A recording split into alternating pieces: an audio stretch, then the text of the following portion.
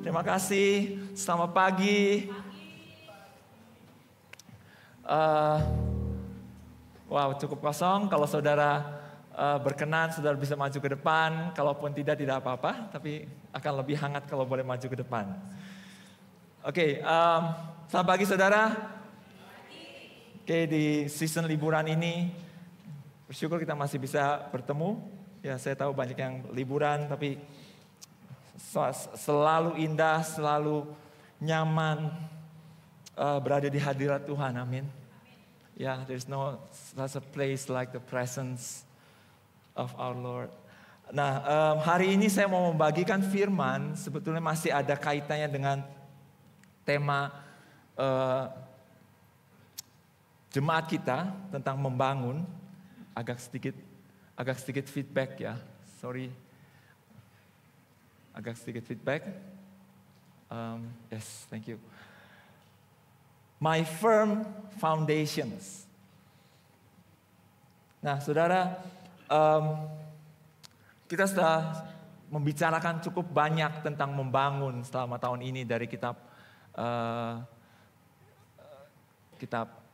Ezra, ya, membangun jemaat, membangun komunitas. Dan saya hari ini mau sharing dengan saudara tentang satu area, yaitu tentang membangun hidup kita pribadi. Nah, saya akan mulai seperti ini, bahwa setiap orang dalam kehidupannya pasti memiliki mimpi, amin. Memiliki pengharapan. Berapa banyak di antara saudara yang punya pengharapan untuk hidup saudara? Saya punya banyak, saudara, ya. Pengharapan untuk keluarga saya, pengharapan untuk hubungan kami dengan istri, pengharapan untuk anak-anak masa depan, mimpi-mimpi, pengharapan untuk pekerjaan kita, pengharapan untuk financial kita, pengharapan untuk pelayanan kita, pengharapan untuk gereja, dan semuanya. Kita semua punya.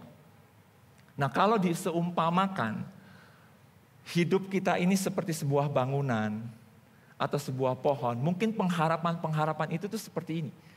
Pengharapan itu kalau sebuah pohon itu bahwa kita berharap pohon ini akan berbuah banyak. Berbuah yang sangat rindang. Ya, kalau diumpamakan sebagai sebuah bangunan, maka kita berharap bangunan itu menjadi bangunan yang tinggi, yang kokoh, yang megah, yang mewah. Amin. Nah, berapa banyak di antara kita, saudara, menyadari bahwa sebuah pohon yang rindang, yang berbuah lebat. Nah, mari kita berimajinasi. Saya nggak tahu berapa banyak saudara yang pernah melihat sebuah pohon dengan buah yang begitu banyak. Saya belum pernah lihat dengan mata saya. Yang paling saya pernah lihat adalah pohon stroberi, ya.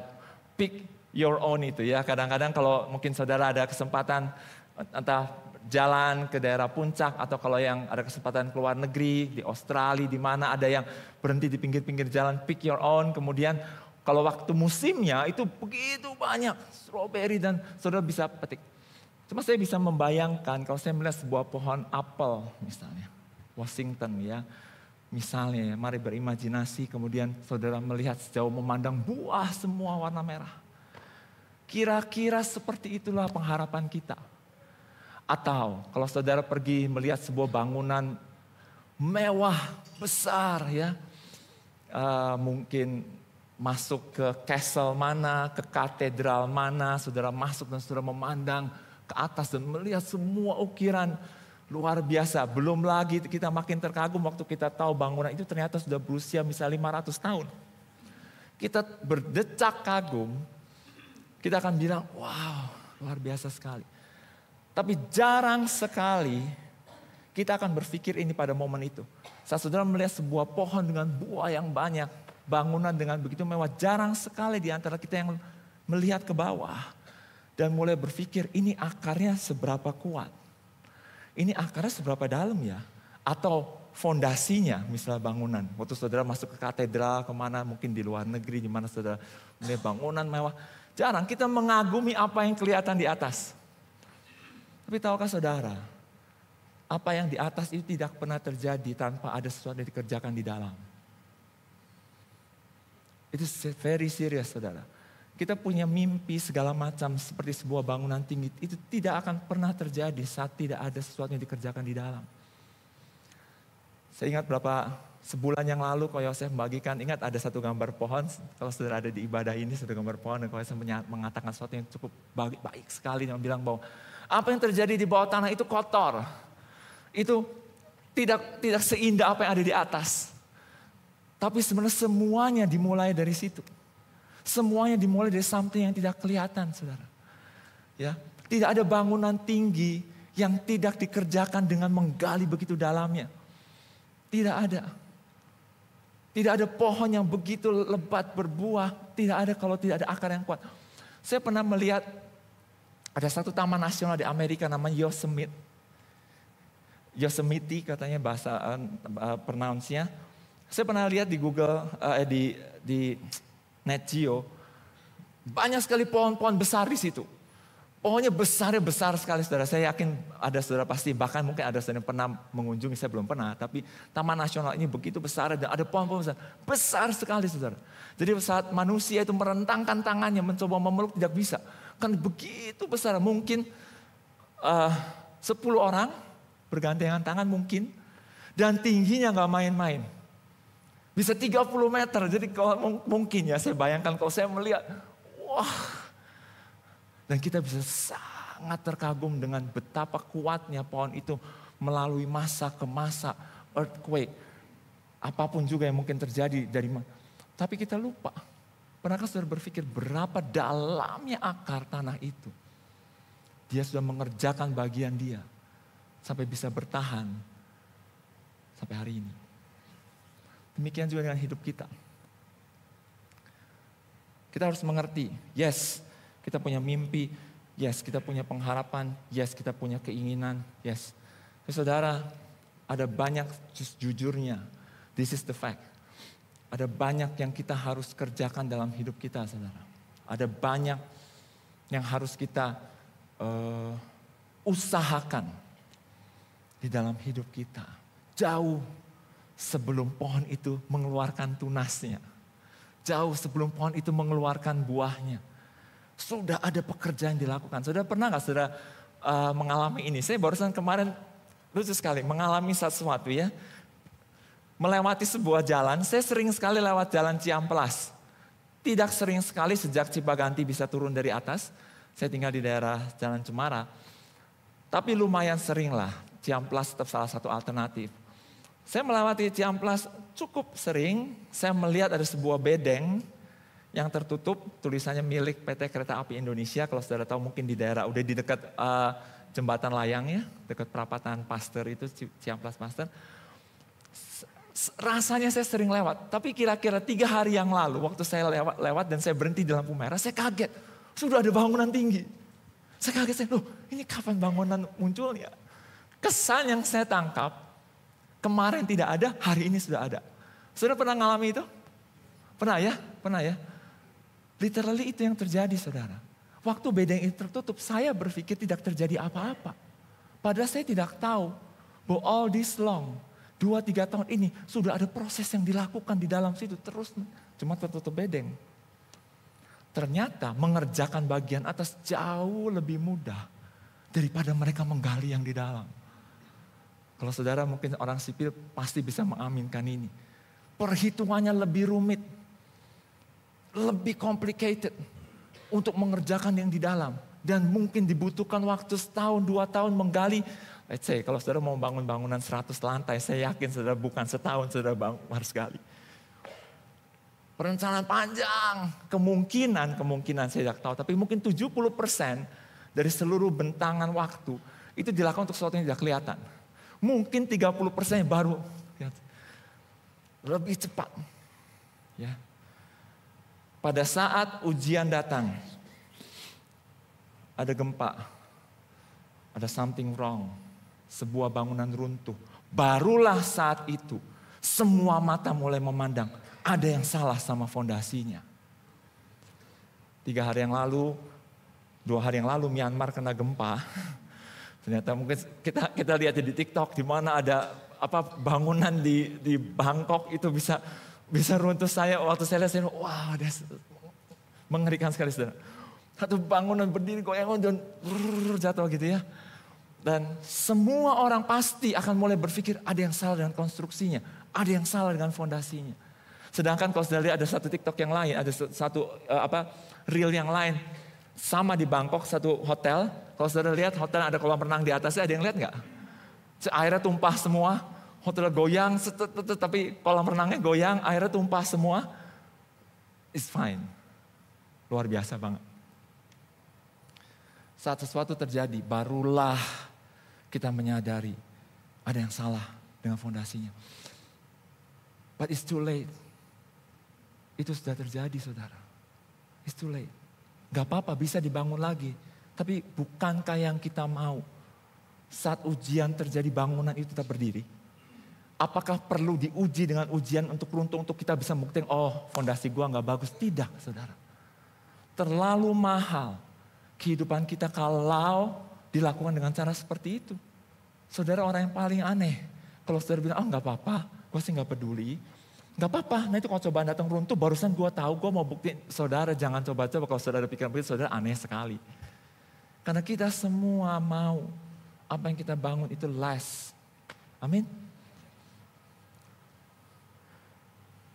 Firman Tuhan mengatakan di Matius 7, ayat yang ke-24 dan 26. Setiap orang yang mendengar perkataanku dan melakukannya, ia sama dengan orang yang bijaksana yang mendirikan rumahnya di atas batu. Saya lompat, 26. Tapi setiap orang yang mendengar perkataanku dan tidak melakukannya, ia sama dengan orang bodoh yang mendirikan rumahnya di atas pasir. Tuhan Yesus membandingkan dua kondisi ini dengan satu istilah yang cukup keras. Tapi menurut saya ini baik kadang-kadang untuk kita dikatakan orang yang orang yang bijak dengan orang yang bodoh. Jadi ada sesuatu yang dikatakan tentang bijak. Tuhan Yesus yang ngomong, saudara, bukan saya. Dan ada sesuatu yang dibilang tentang bodoh. Dan ini berhubungan dengan fondasi ternyata. Saat seorang membangun rumah di atas batu, Tuhan Yesus bilang itu orang yang bijak. Tapi saat seorang membangun rumah di atas pasir, itu orang yang bodoh. Tuhan Yesus mengatakan apa itu membangun rumah di atas batu. Saat orang mendengar dan melakukan firman. Nah saudara, ini bisa menjadi topik yang lain, saya tidak akan masuk ke area sini. Tapi hanya sekilas saja. Kadang-kadang kita bisa terperangkap dengan kata mendengar dan melakukan. Itu kesannya begini, begitu dengar, ya udah gue lakukan dah. Dengar, ya udah gue lakukan. Bukan itu saudara, bukan itu. Kerajaan Tuhan tidak bekerja dengan seperti itu. Bahkan kadang-kadang gue lakukan terpaksa lah. Karena gue dengar khotbah kemarin, gue kasih ngasih. Ya udah, say. Ngomong sama istri. Kasih perpuluhan dah, tadi kemarin khotbah. Disuruh ngasih. It doesn't work that way. Yang dimaksudkan di sini mendengar dan melakukan. Ada waktu saudara mendengar, saudara mendapatkan pewahyuan dari Tuhan. Dan itu masuk striking to your heart. Dan menjadi internalisasi sampai saudara willingly, gladly, saudara melakukannya. Dan pada saat itulah Tuhan bilang orang yang seperti itu, dia orang yang membangun di atas batu. Perlu mendengar dan terus mendengar saudara. Perlu mendengar sampai jiwa kita mengerti apa maksud roh Tuhan tentang perkara itu. Sampai saudara bisa gladly melakukan. Nah, itu satu hal, tapi saya nggak masuk ke sana. Lebih mudah mana membangun di atas batu atau pasir? Pasti kita langsung tahu, pasir. Lebih susah orang membangun di atas batu, saudara. Ya. Kemudian di Matius 25, ayat yang lain. Matius 25, 2-4 tentang gadis bijaksana dan bodoh. Dikatakan bahwa 5 diantaranya bodoh dan 5 bijaksana. Lagi-lagi kata-katanya agak sedikit striking. Bodoh, siapa yang mau dibilang bodoh? Gak mau bodoh gitu. Tapi Tuhan Yesus mengatakan ini. Gadis-gadis yang bodoh itu membawa pelitanya tetapi tidak membawa minyak. Saya lompat ke ayat yang keempat. Nanti saudara bisa baca sendiri kisahnya lebih lengkap supaya waktu lebih cepat. Dan ayat yang keempat dikatakan sedangkan gadis-gadis yang bijaksana itu membawa pelitanya dan juga minyak dalam buli-buli mereka. Saudara, saya mau balik yang perumpamaan yang pertama tentang membangun di atas batu sama pasir. Di antara kedua perikop itu ada satu kejadian. Kemudian datanglah hujan, banjir, melanda rumah itu. Kalau tidak ada hujan dan banjir, dua rumah itu baik-baik saja saudara. There is nothing wrong. Sama persis. Sayangnya, sayang sekali di tengah-tengahnya ada sesuatu yang terjadi. Banjir melanda rumah itu. Barulah saat itu pemisahan antara bijak dan bodoh itu mulai terlihat. Ya. Nah, hal yang kedua tentang perumpamaan 5 gadis bijak dan bodoh ini. Saudara bayangkan ada 5 gadis-gadis semua sudah cantik-cantik. Mereka adalah penerima tamu, tapi bukan penerima tamu-tamu, tapi dia penerima mempelai pria di depan ruang pesta. Mempelai pria mau masuk ke ruang pesta, di depan ruang pestanya ada 10 gadis dengan pelita. Kenapa dengan pelita? Karena kejadiannya saya perkirakan malam hari yang sedang sama Tuhan. Sudah lewat maghrib istilahnya ya, jadi perlu pakai pelita. Lagi-lagi, ada-ada aja saudara. Yang membedakan bodoh dan bijaknya ini bukan mereka. Tapi siapa? Saudara tahu siapa? Si mempelai. Ada-ada aja mempelainya terlambat datang. Yang ngaco mempelainya saudara. Kalau mempelai itu tidak terlambat datang, mereka tidak dipisahkan bodoh dan pandai. Bodoh dan bijak. Tidak dipisahkan. Let's say, acara seharusnya di rundown jam 7, mempelai datang. Mereka siap kok. Kalau saja datangnya jam 7, mereka semua siap. Tapi kok ada-ada aja. Terlambat saudara yang punya acara. Dan terlambatnya bukan cuma setengah jam. Dikatakan mereka sampai tertidur semua. Berarti kalau saya pikir mungkin sampai jam 11 malam ini baru datang. Bayangkan 10 gadis ini membawa pelita. Pelita sudah siap dinyalakan. Karena matahari sudah terbenam, bagaimanapun pelita harus dinyalakan. Mereka tidak bisa menunggu di dalam kegelapan.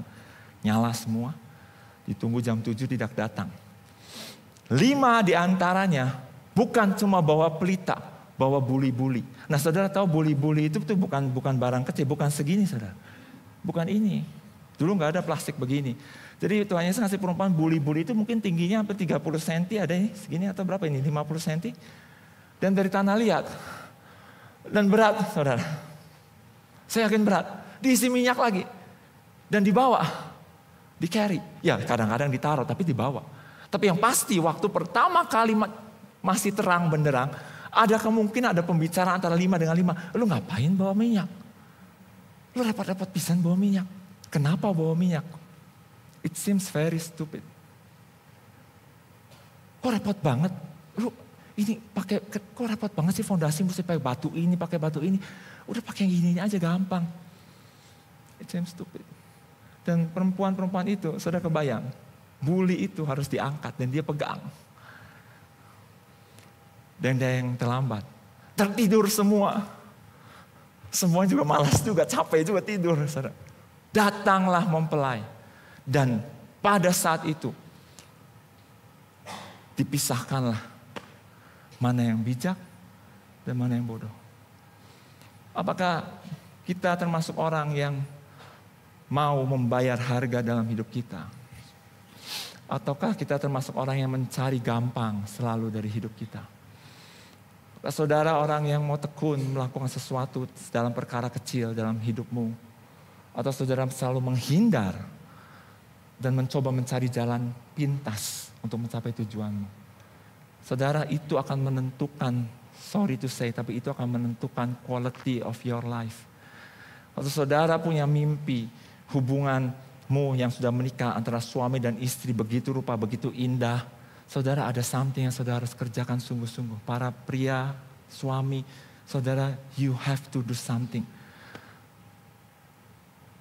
Betul-betul saudara. Ya, kalau kita mau anak-anak kita bertumbuh dengan menghormati kita, dengan hubungan yang baik, saudara itu tidak bisa mengalir begitu saja. You have to do something. Since the very beginning. Itu artinya saudara men-sacrifice hidupmu. Men-sacrifice waktumu. Ini yang dimaksud hal-hal yang tersembunyi, saudara. Kita berdecak kagum dengan medsos mengatakan, aduh ini anaknya selebriti ini keterima di Stanford, anak ini. Saudara stop. Karena apa yang mereka tampilkan hanya apa yang ada di atas. You never know apa yang mereka hadapi dalam hidup mereka. Jangan pernah ikut menari dengan musik yang dimainkan oleh dunia ini. Tuhan dari awal, kalau kita ini dancer ya, saya bukan dancer, kalau kita ini dancer, Tuhan dari awal sudah memainkan sebuah musik untuk kita menari bersama Dia. Tapi tahukah saudara, semakin hari semakin sekarang, dunia makin keras memainkan musiknya. Musik yang berbeda, dan dia menarik semua kita dan anak untuk dance with their music. Dan banyak orang dance with their music. Perbedaannya cuma ini. Waktu saudara menari di dalam musiknya Tuhan, you getting stronger. Saudara feel content. Saudara melihat buah. Tapi waktu saudara menari mengikuti musik yang satunya, saudara dry, habis, capek, lelah. Tapi craving terus. Saudara semakin harus menari semakin kuat. Sampai akhirnya saudara binasa. Stop dance with the song yang dari dunia, saudara. Honestly, stop. Yang dari surga, dengar. Musik yang dari surga. Dance with it. And you will be fine, kata Tuhan. And you will be fine. Amin.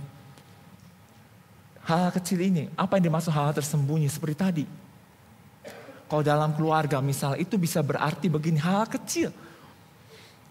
Itu berarti saudara meletakkan HP saudara, bagi yang laki-laki suami. Saat istrimu sedang bicara padamu. It can be that. Itu bisa berarti saudara meninggalkan, saudara membalikkan badanmu dari meja kerjamu. Pada saudara lagi di tengah-tengah mengerjakan sesuatu, lagi stres. Saat anakmu datang, Pah, I want to show something. Sesimpel ini, itu sesimpel saudara membalikkan meja dan menutup laptopmu dan mendengar dia. It can be that simple, saudara. Tapi kalau saudara punya, terus lakukan. Saudara tahu saudara sedang membangun sesuatu yang tidak kelihatan. Itu bisa berarti saudara bangun pagi di mana saudara memutuskan saya mau mengantar anak saya sekolah. Padahal saudara ada supir yang bisa mengantar. Padahal saudara tidak harus bangun pagi. Tapi saudara bangun pagi. Saya mau antar anak gua sekolah. It can be that. Itu bisa berarti saudara rush dari kantor pulang. Padahal saudara tidak harus pulang. Tapi saudara kali itu saya mau pulang. Saya mau makan sama anak istri saya di rumah. Biasanya enggak. Biasanya mam sorry ada meeting. Oh mam, padahal saudara tahu saudara pergi kemana-kemana main sama teman. It can be that. Small things. Di tempat pekerjaan ini bisa berarti begini. Teman-teman saudara jam 5 kurang 5 udah mulai meja udah rapi semua. 5 kurang 2 sudah siap-siap. Kalau yang di kantor-kantor saudara tahu ya. Saya pernah kerja di kantor juga. Jam 5 kurang 1 menit sudah siap. Komputer dimatiin. Teng jam 5. Jam 5 kurang 10 detik. Intercom berbunyi. Bosmu, tolong dong ada yang kesini nih, saya perlu ada yang cek sesuatu. It can be this simple, saudara. Semua lari. Dan saudara masuk ke kantor. Ya Pak, ada yang bisa dibantu Pak. It can be that simple, saudara. Semua di bawah, cekikik, ketawa-ketawa ngeledekin kalian kan. It can be that simple. It can be that saudara tekun. Melakukan sebuah usaha, bisnis saudara. Tekun di tengah-tengah yang gelap ini. Katanya Indonesia gelap kan, katanya kan. Tapi kegelapan itu tidak akan menggelapkan Tuhan. Kegelapan itu, mari kita katakan dalam hati kita. Yes, dunia gelap. Tapi kegelapan itu tidak pernah menggelapkan Tuhan kita. Oleh karena itu, kegelapan itu tidak akan menggelapkan aku Tuhan sebagai anakmu. Akan ada lampu sorot. Di sekitar kamu terang. Di luar sana gelap. Di sini terang. Hah? Itu bisa berarti di tengah-tengah kegelapan saudara tetap tekun. Melakukan struggle. Satu usaha saudara tetap setia dalam perkara kecil. Saudara minta hikmat dari Tuhan. Di mana semua teman-temanmu bubar, menyerah. Itu bisa seperti itu. Hal-hal yang tidak kelihatan, saudara. Itu bisa berarti di mahasiswa, di pelajar. Saat semua orang mencontek, semua orang buat tesis pakai ChatGPT. Saudara memutuskan tidak. Saudara memang mungkin mencari input dari ChatGPT, tapi saudara rephrase semuanya. Saudara mulai mengetik sendiri. Dan semua teman-teman kalau saudara mulai lihat, membodoh-bodohi saudara. No, it can be that simple. Amin. Ya. Banyak prinsip di dalam firman Tuhan dan kerajaan Allah yang sangat menekankan hal-hal yang tersembunyi. Banyak sekali. Perumpamaan, setia dalam perkara kecil. Kalau engkau setia dalam perkara kecil, engkau tidak akan diberikan perkara besar. Banyak hal, saudara. Ya, Tuhan sepertinya menekankan sekali dalam kerajaannya tentang memperhatikan hal yang tersembunyi. Ya. Sedangkan sebaliknya dunia mendorong kita untuk berpacu dengan hal-hal yang nampak di permukaan. Hal-hal yang instan, yang cepat. Kalau bisa gesit, menghindari hal yang susah. Gesit. Bukan berarti saudara nggak gesit, nggak. Tetap ya saudara gesit. Tapi saudara mengerti maksud saya. Menghindar, selalu inginnya ritmenya pokoknya cari yang gampang, yang tidak mau yang susah. Nemenin istri kemana gak mau, nemenin anak gak mau. Ini pokoknya yang mudah, yang gampang, yang enak. Ngobrol sama teman mau. Contoh dalam keluarga atau dalam pekerjaan yang lain, apapun juga. Dunia sepertinya mendorong supaya yang penting apa yang kelihatan. Yang penting berapa likes yang kamu punya. Yang penting apa yang kamu post di IG kamu. Yang penting teman-teman tahu bahwa kamu hebat. Yang penting kamu segala macam. Mengejar pengakuan, mengejar penghargaan, mengajar hormat di hadapan manusia. Nah, saudara balik lagi. Apakah fondasi hidup kita? Apa yang menjadi fondasi dari hidup kita? Ya, kita harus putuskan, saudara. Apa yang menjadi fondasi dalam hidup kita? Dia katakan seperti ini di Amsal 9 ayat yang ke-10. Dikatakan permulaan hikmat adalah takut akan Tuhan. Dan mengenal yang Maha Kudus adalah pengertian. Kita tahu tadi bahwa kita membutuhkan hikmat untuk menjalani hidup kita. Tapi pertanyaan berikutnya, dari manakah hikmat itu saya bisa dapatkan? Hikmat itu bukan hanya sekedar pengetahuan atas apa yang benar dan yang salah, bukan. Hikmat itu bukan cuma sekedar saudara tahu, saya tahu yang benar dan salah. Bukan. Hikmat itu lebih dari itu. Kita tahu apa yang benar dan salah dan kita mampu melakukannya, saudara. Pada waktu yang tepat. Itu hikmat. Knowing things is one thing. Tapi doing that is another thing. Saudara ngerti maksud saya percaya saudara pasti menangkap maksud saya. Berapa banyak kita sering frustasi sama hidup kita. Saya tahu, saya harus memperhatikan anak saya. Saya tahu, saya mesti menjaga emosi saya, jangan marah. Tapi waktu eventnya datang, balik lagi yang saya lakukan seperti itu. Kita perlu kuasa yang lebih besar dalam hidup kita. Untuk mengubahkan kita supaya kita bisa bereaksi dengan hikmat yang benar. Jadi pengertian dan reaksi yang benar kemudian akan dikatakan engkau sungguh berhikmat. Firman Tuhan di Amsal mengatakan, takut akan Tuhan adalah permulaan dari hikmat. Mengenal yang Maha Kudus adalah pengertian. It is all about mengenal Dia, saudara. Nah, takut akan Tuhan secara khusus saya mengatakan, ini bukan fright. Takutnya bukan fright, bukan takut karena saudara takut dipukul. Saudara bayangkan kalau saudara sudah punya anak ya. Apakah saudara akan berbangga kalau anakmu takut padamu, takut karena takut dimarahin, takut dibentak, takut dipukul? Enggak. Yang kita cari kan, kita pengen anak kita hormat sama kita kan. Betul enggak? Betul bapak-bapak, ibu? Hormat kan? Bukan takut kan? Nah ini maksudnya takut ini bukan itu. Reverence kepada Tuhan adalah permulaan dari hikmat. Dan mengenal Dia adalah pengertian.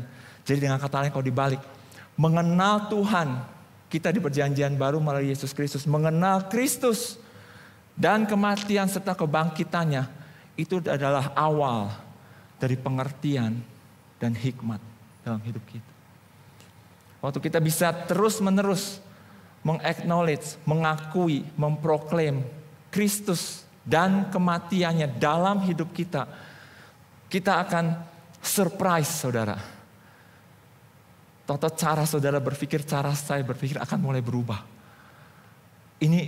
This is spiritual, ada kuasa karena kita menyembah Tuhan yang hidup. Ya. Pengenalan akan Yesus Kristus itu bukan cuma sekedar doktrin gereja. Itu bukan cuma sekedar pengetahuan seperti saudara belajar fisika, beda saudara. Kita mengenal satu pribadi yang punya kuasa, dan kuasa itu mengubahkan pikiran manusia. Pengenalan membuahkan hikmat. Amin. Di 1 Petrus ayat yang kedua, saudara menangkap yang saya bagikan? Amin ya. Mudah-mudahan menangkap. Di 1 Petrus pasal yang kedua dikatakan begini, sebab ada tertulis dalam kitab suci, sesungguhnya aku meletakkan di Sion sebuah batu yang terpilih, sebuah batu penjuru yang mahal. Dan siapa yang percaya kepadanya tidak akan dipermalukan. Karena itu bagi kamu yang percaya. Apakah kita percaya? Itu pertanyaannya ya. Jawab di dalam hati sebagai perenungan. Maka ia mahal. Tapi bagi mereka yang tidak percaya, batu yang telah dibuang oleh tukang-tukang bangunan telah menjadi batu penjuru, juga telah menjadi batu sentuhan dan suatu batu sandungan. Tapi bagi yang tidak percaya, berita tentang Kristus adalah batu sandungan. Dalam arsitek, saya kemarin ngecek apa sih batu penjuru, karena kalau sekarang saya nggak tahu ya, kalau membangun rumah, membangun bangunan, kayaknya istilah batu penjuru kayaknya udah jarang dipakai ya, saya pikir ya. Nggak tahu yang teman-teman di sini arsitek pakainya istilah apa. Tapi kalau di Google, sekarang bukan Google tapi yang munculnya AI. Tulisannya batu penjuru itu batu yang pertama kali diletakkan sebetulnya saat proses pembangunan. Dan kemudian kata batu penjuru adalah batu yang diletakkan di sudut-sudut utama bangunan, menghubungkan dua dinding untuk menjadi dasar seluruh struktur. Batu ini sangat penting karena menentukan posisi ukuran seluruh bangunan. Istilah lain batu penjuru adalah batu fondasi, batu setting. Ya. Nah, batu ini menjadi batu awal kelihatannya. Untuk seluruh batu yang lain yang berikutnya yang mau ditaruh, ini titik arahnya ini batu yang satu ini.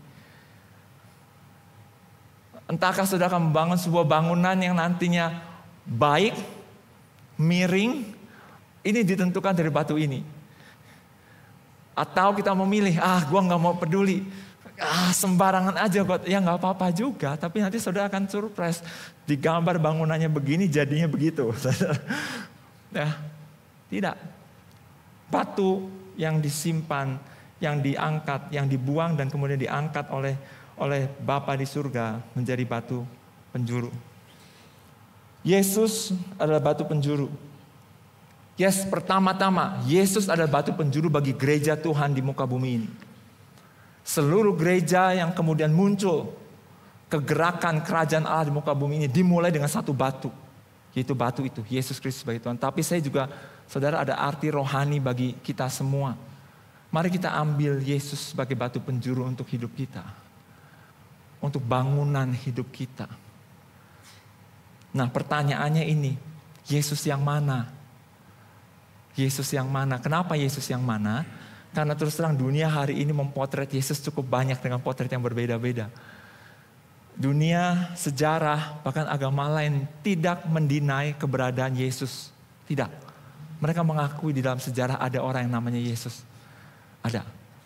Ya. Hollywood punya versi Yesus seperti apa? Ada pernah filmnya Temptation of Jesus Christ.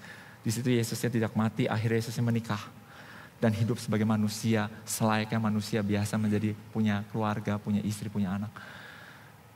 Agama yang lain mempotret Yesus berkuasa, melakukan mukjizat, melakukan segala macam menyembuhkan orang, cuma satu yang berbeda. Dia tidak mati di kayu salib. Yang mati digantikan oleh orang lain. Iblis tidak keberatan untuk kita mengakui keberadaan Yesus sebagai sosok sejarah, saudara. Hanya satu yang dunia dan iblis tidak mau. Jangan akui kematian dan kebangkitannya. Akui dia untuk semua sebagai guru, penasehat, sumber hikmat. Akui, tidak apa-apa. Satu saja yang jangan. Akui kematiannya dan kebangkitannya, saudara. Karena disitulah letak kuasa dari pribadi Yesus Kristus ini. Disitulah yang utamanya. Oleh karena itu, Yesus yang mana yang mau kita jadi batu fondasi kita? Yaitu ini, Yesus yang mati di kayu salib, yang bangkit. Maksud saya adalah begini, berita Injil, kematian Kristus, kebangkitannya itu jauh harus lebih banyak kita dengar. Saudara harus lebih banyak dengar, saudara harus lebih banyak terus gali dibandingkan yang lain. Supaya sampai jiwamu, jiwa saya terus mengerti bahwa it is all about Him. Bukan aku yang hebat. Karena aku tanpa kematian Kristus, aku ini bukan siapa-siapa. Tapi karena Kristus yang mati. Maka saudara, saat kita memasukkan itu ya dalam hidup kita, ini akan terjadi di Roma 1 ayat yang 15 dikatakan. Kita sering dengar ayat ini. Saya mau ngundang tim musik boleh maju ke depan. Dikatakan bahwa sebab aku, ini Paulus yang bilang, sebab aku mempunyai keyakinan yang kokoh dalam Injil. Injil, saudara, ini secara khusus bukan bicara firman Tuhan secara umum.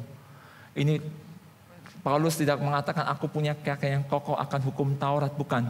Dia secara khusus mengatakan Injil. Injil itu adalah berita baik, the gospel. Berita tentang kematian dan kebangkitan Yesus Kristus Tuhan.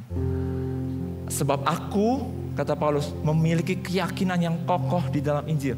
Apakah saudara punya keyakinan yang kokoh dalam Injil? Jangan langsung dijawab, gak perlu dijawab juga. Pertanyaan itu yang instan untuk direnungkan. Are you really have a strong, apakah saya punya have a strong keyakinan akan berita kematian Yesus dan kebangkitannya itu? Karena Injil dikatakan oleh Paulus adalah kekuatan Allah. Kekuatan Allah yang menyelamatkan setiap orang yang percaya. Pertama-tama orang Yahudi, tapi juga orang Yunani. Sebab di dalamnya nyata kebenaran Allah yang bertolak dari iman karena kematiannya, dan memimpin kepada iman yang lain yang saudara butuhkan di dalam hidup ini. Seperti ada tertulis, orang benar akan hidup oleh iman. Kita bisa mengambil semua janji Tuhan di firman Tuhan, saudara. Saudara apalin semua janji Tuhan di firman Tuhan. Dan saudara melangkah dengan iman untuk janji-janji. Tapi saudara stop sebentar. Karena seharusnya di bawah dari janji-janji yang saudara punya, yang kita punya di firman itu, ada satu fondasi yang sangat kuat yang harusnya ada. Semua janji itu harus berdiri di atas batu ini. Yaitu apa? The gospel of Jesus Christ. Janji itu tidak akan ada artinya, saudara, kalau Yesus sedang mati di kayu salib. Itu omong kosong semua. Tapi karena Yesus mati dan karena Dia bangkit, maka seluruh janji Allah adalah ya dan amin bagi kemuliaan Allah Bapa. Jangan lupakan yang pertama ini, saudara. Really, ini perkara kecil. Gue tahu Yesus mati kayu setia, gue tahu Dia mengasihi gue. Stop, jangan berhenti kalau saudara suka mengatakan stop. You never know, you don't know, I don't know.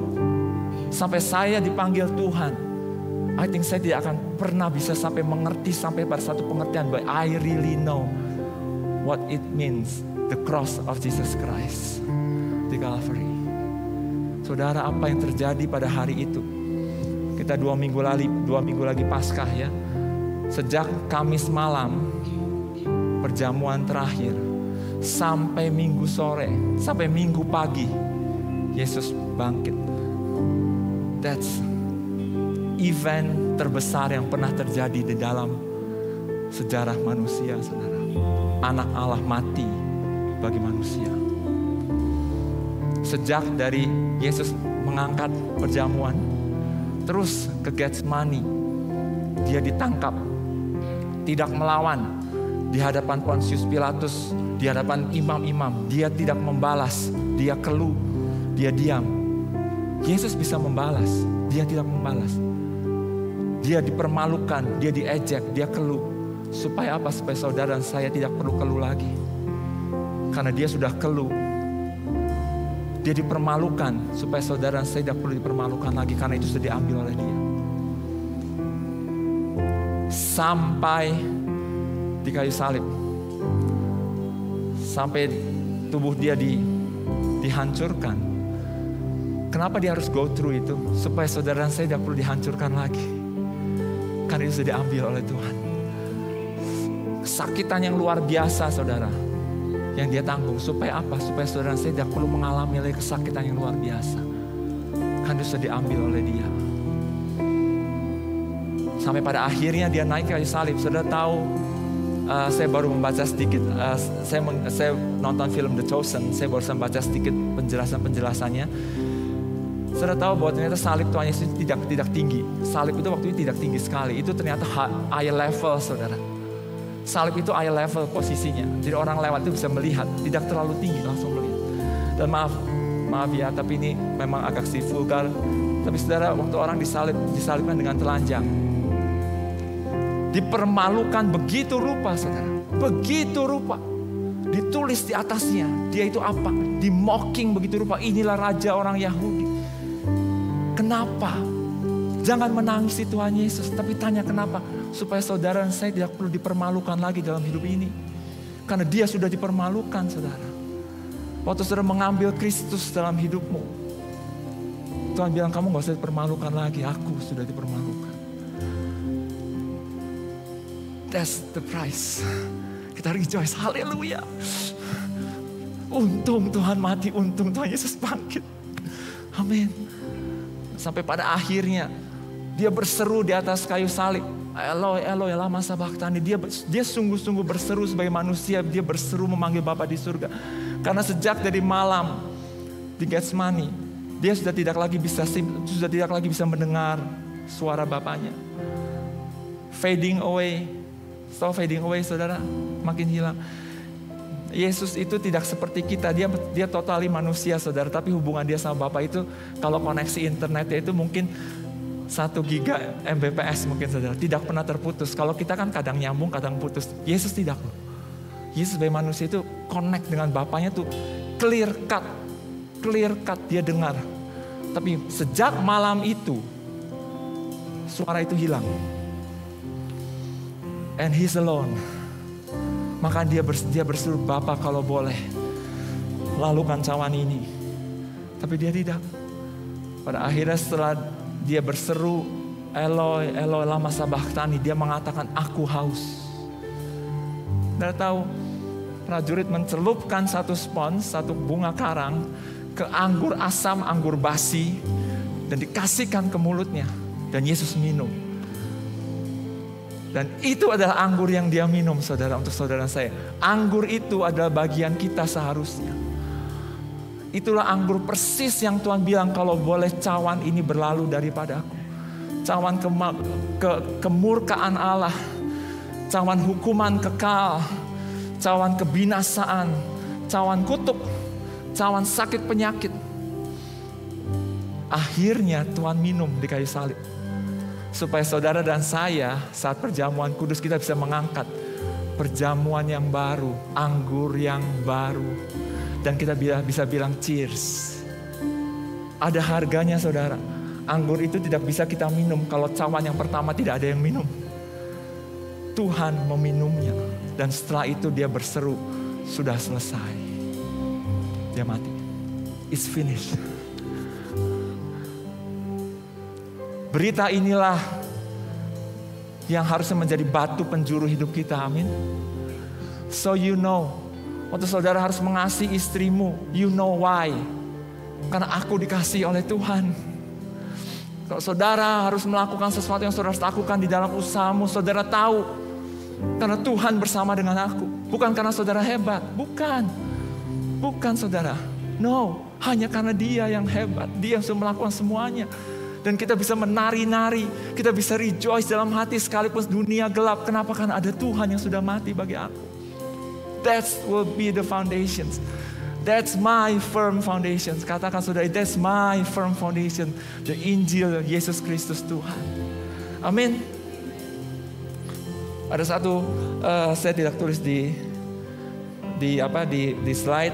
Ada sahabat Tuhan mengatakan begini, if I fail to preach gospel to myself all day and every day, if I fail to preach gospel to myself all day and every day, then I will find myself beginning to trust myself, my experience, my strength, my own righteousness, which is part of my fallenness as a man. Kalau saya gagal untuk mengkhotbahkan Injil setiap hari, setiap waktu ke diri saya sendiri, maka saya akan menemukan diri saya akan mulai mengandalkan kekuatan saya, mengandalkan kebenaran saya, mengandalkan pengalaman saya. Dan itu adalah bagian dari kejatuhan saya sebagai manusia. Let's place semuanya saudara di dalam Injil Yesus Kristus. Ya, kalaupun saudara punya keinginan besar untuk menginjili orang lain, tapi jangan lupa injili juga hidupmu juga sendiri.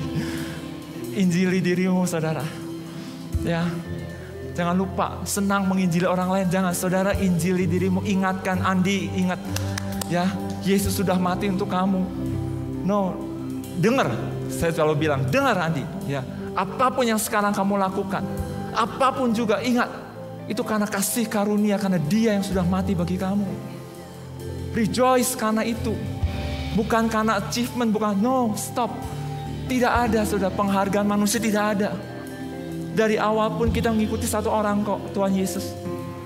Kenapa sekarang setelah kita punya jabatan, kita punya pelayanan, kita punya segala, punya uang, kenapa mendadak semua berubah?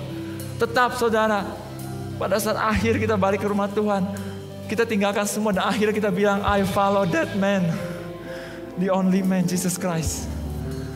Benar? If I fail to preach the gospel to myself all day and every day. Amin. Katakan terus saudara. Jadi kesimpulannya,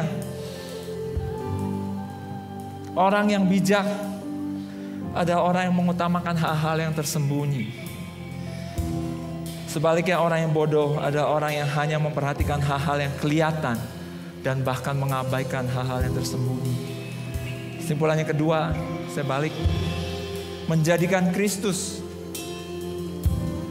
berita Injil, sebagai batu penjuru, itulah awal dari hikmat dan pengertian.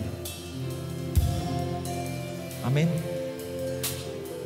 Saudara dapatkan sesuatu? Amin saudara. Bersyukur karena Tuhan yang mengasihi kita semua. Amin. Ya. Mari kita ambil, kita terus remember. Saudara, ada satu perkataan waktu Yesus perjamuan kudus, perjamuan akhir. Setiap kali engkau memakan dan minumnya, ingatlah akan aku. Ingat. Sedikit saja, saudara, orang Yahudi waktu itu makan roti minum anggur itu bukan hanya saat perjamuan kudus. Mereka makan roti dan minum anggur itu setiap hari. Ya memang makanannya roti dan minumnya anggur. Jadi setiap kali kata Tuhan, kamu bilang sama mereka, kamu makan roti dan minum anggur, ingatlah akan aku. Nah, ingat di sini, kata ingatlah akan aku ini menurut saya terjemahnya terlalu agak mengecilkan artinya. Kita bisa salah paham saudara waktu kita, oh ingatlah akan Tuhan, kemudian saudara akan mulai sendu hatinya. Oh, aku mau mengingat Tuhan yang sudah mati. Oh, kasihan, aduh terharu, nangis, aduh dia mati. Bukan saudara. Ingat di sini maksudnya bukan itu. Maksudnya proclaim kematian Tuhan. Ingatlah, acknowledge Dia. Akui kematiannya dalam hidupmu. Bukan menangis, Tuhan Yesus tidak perlu ditangisi saudara. Yang perlu ditangisi itu diri kita sendiri.